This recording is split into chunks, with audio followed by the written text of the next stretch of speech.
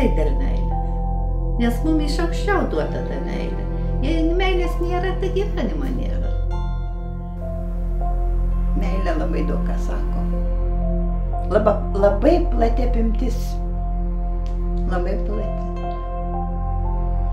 Jeigu tai galima būtų visą gyvenimą meilėje gyventi, galbūt ilgiau ir gyventų žmonės. Laimė, pavyzdžiui, jeigu senutė negali paeiti, padėti.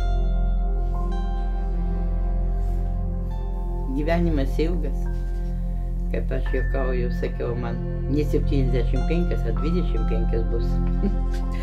Meilė, kada nesimuštum labai, kad atsiprašytum vienas kitą. Jeigu vienas davė netyčia, tai jis atsiprašo.